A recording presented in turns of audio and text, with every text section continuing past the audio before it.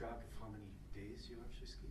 Yeah, so I skied, I don't know if I'll remember, the stats are in the back of the book, 150, somewhere between 145 and 165 days in 10 months, which was about 7 months of skiing available to me.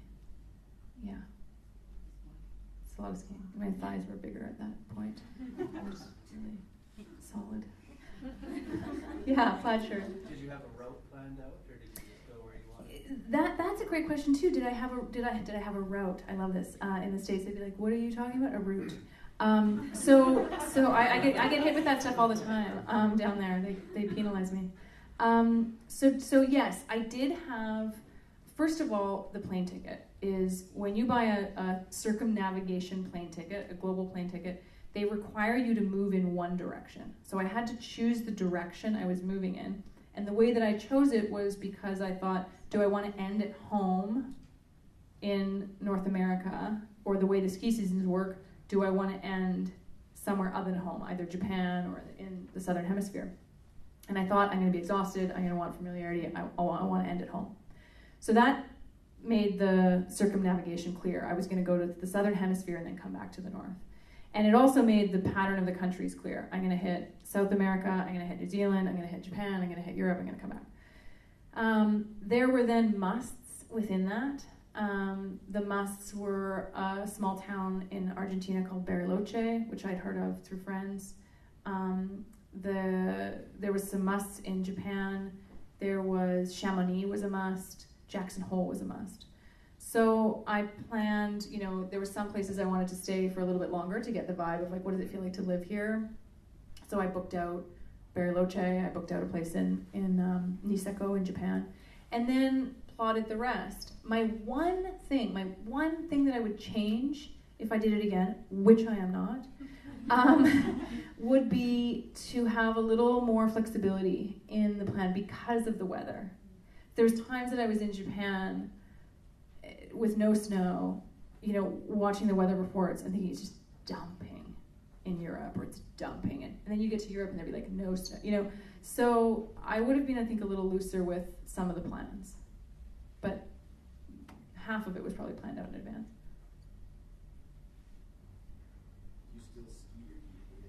Do you still ski, or do you hate it now? Do I still ski or do I hate it now? I still love to ski, but I'm not like skiing with an altimeter on my wrist going like, we better get 25,000 before lunch. It's a much different experience. I love skiing with my nieces, which they're starting to like push a little, so they're gonna take over pretty soon. I love skiing with my parents. So we still ski, not nearly as much because I live in San Diego, but still get kind of 10 to 15 days a year.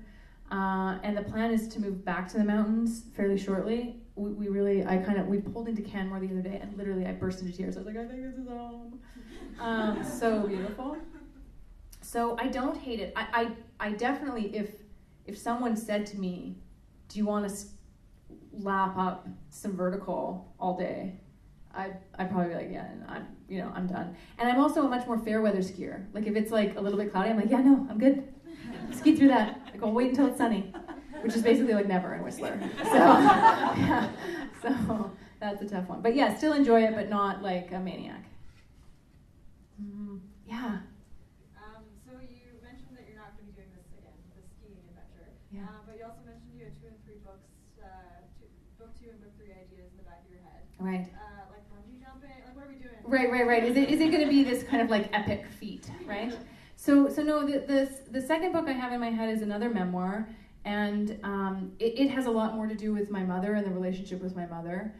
She has early onset Alzheimer's, so it's kind of like if you imagine Thelma and Louise plus Still Alice. That's probably the second book, and real exploration of the relationship that we have. And the third book is more on the kind of coaching side, like that wouldn't be a memoir. So there's not and this is a great thing. Like you don't need trauma to have an unbelievable experience and a worthy, valid story, and you don't need a ski trip to do it either. Yeah. Any other thoughts or questions before we've got. Why don't we do this? Why don't we take 2 more, and then we'll break for puck drop. Okay, so I saw you were reading like right as you sat down. So how far did you make it? Like Chapter 3. oh my gosh, chapter 3. Okay. So your question. What do you think of the word ambitious in describing you? There's so many like dirty words when it comes to like feminism these days, right? Any words, ambitious included, I like to take back because I know it is, and take back I mean in like an ownership sense, because I know ambitious has been used as a passive-aggressive Canada has been used as a not a nice word for women. And when I have people that come up to me and say, that's rather ambitious, I take it as, thank you for noticing my drive. You know, when I have people come up, I wrote a letter to Sophie Trudeau a while back, and I had an editor look at it. He was like, wow, it's quite a letter. You know, as in, you're a lunatic and you should not send this. You know? And I took that as, you're bold and you're brave, and this needs to be sent. So, ambitious, the word itself, or other words, we've had a lot of conversations about this of what is it that, you know, another key one for girls these days is, she's very bossy, like a little girl, and taking it and owning that back as she has leadership skills, you know? So how can you take those words that are sometimes used against us as a form of positive feedback? Yeah. One more. You might have one more question, but one more question. Let's go over here. Last question. So you talked a little bit about the start of your journey in the ego part earlier, and then your moment with the sign. But when you started, did you know you were following a calling, or did that come after the fact? And then what are your kind of triggers going forward? Did I know I was following a calling at the beginning? The blue sign was so clear to me that I knew it was just one of those things that's like that is intuition, but my ego was still so tied into the like, what am I actually going to go do? So the reason and the goal became very ego driven, but the calling still was the calling. And I think, you know, the universe, whatever you want to call it, did that because I was so stubborn at the time and so ego driven at the time that I needed to be baited in that way. So I think it was both. I can't remember the last bit of your question. What is it now? What drives you now? What are your triggers now for your calling, or do they change? I talked a little bit about this before. What are the triggers for the calling now? Pattern recognition is a huge one for me. If I see something pop up, either in conversation or a sign or something, you know, 3 different times, I'll say yes. So for example, I was thinking about writing the book. I was kind of a little bit into it. A friend of mine wrote me an email out of the blue. Like, this is a friend who I only talk to, you know, maybe once every 6 months or once a year. Emailed me out of the blue and said, oh, grumbling about this, that, and the other, but I'm going to be back at my place in Israel a few times. And something about that kind of just lit up for me a little bit. I was like, oh, that's interesting. He's going to be back. He doesn't usually spend time there, but he's going to be back there. Interesting. And then my husband was in the shower and he came out and he's like, I don't know why, but I feel like you're supposed to go to Israel. And I was like, oh, okay, that's interesting that you would say that. And then I was at a bookstore and a book fell off of the shelf. And it was actually the name of the book, and I'm not going to remember it now, but it was the name of a place that I'd been to before. And I was like, that's weird because I'm getting signs to go to Israel, but this is a different place than Israel. And then I looked it up, and it was actually a very, very old, also a very, very old term for kind of a corner of Jerusalem. So it was the third one. So I thought, well, I'm going to Israel. So the pattern recognition for me is a big one.